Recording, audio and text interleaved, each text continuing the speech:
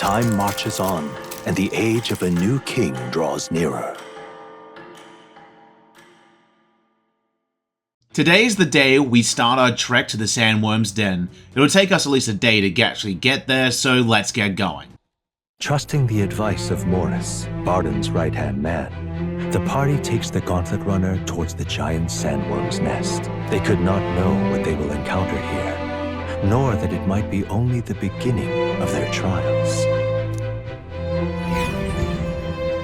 Slowly going to our location, so I decide to spend the time cleaning the surface of the Gauntlet Runner. We're going through some sandy terrain, so gotta keep it pristine. She's the fastest runner there is, so better look the part, and my reward for this is a whopping 5 HP. Let's go. Come look at this! The Gauntlet Runner comes to a stop at the midnight sun sands. The grandeur of it stirs something in each of them. Could a creature this large have truly existed? Or is it an oddity shaped by the sands? Another truth lost to time.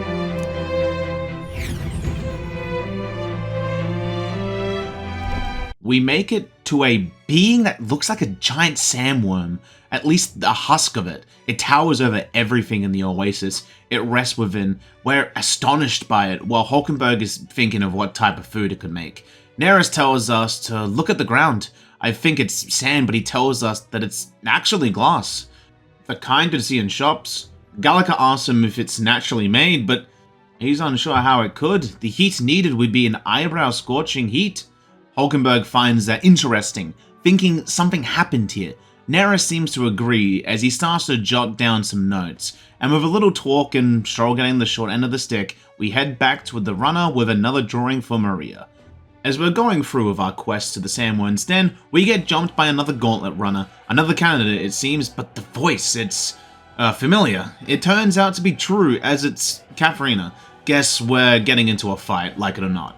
Unfortunately for her, she wasn't ready to face us. As much as she would dislike me saying this, her damage felt lacking, and perhaps even her heart wasn't into it. As we just piled damage on her, and she fell to her own archetype. That was perfect! Shut up! You having a laugh? Even in a hand-to-hand fight, I can't win! I can't take this! This frustration!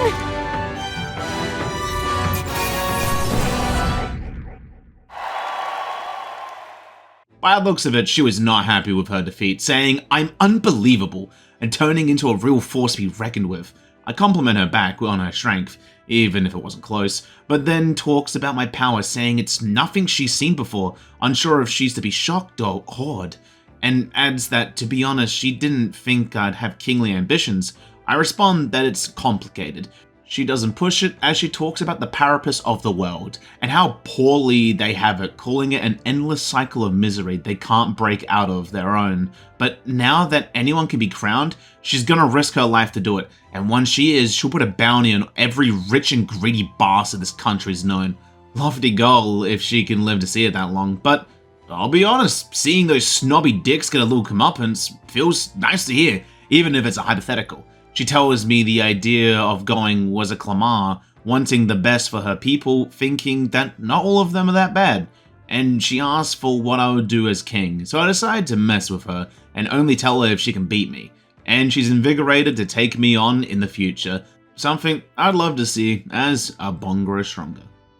And after a nice talk, even as rival candidates, we go our separate ways.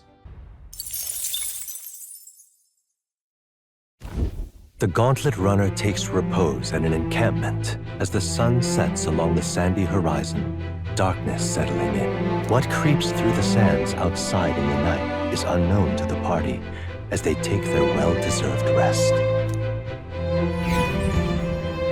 Now that it's night, I have to decide on who to spend time with, and I decide Neris, helping with the Gauntlet Runner's maintenance. Give me a crash course on how the fuel system works. I was told the details, so I'll give a nice little TLDR. The heart of the runner is a big crystal. It's full of magla. The more we push the runner, the more magla it uses. As long as it's maintained, it will never have to be changed. And then gushes a little about the flying one Luis has. And with that, he's happy to see everything is running as it should, and gives me some words of advice, some things I should keep in mind, as it boosts my wisdom, and soon the night comes to an end.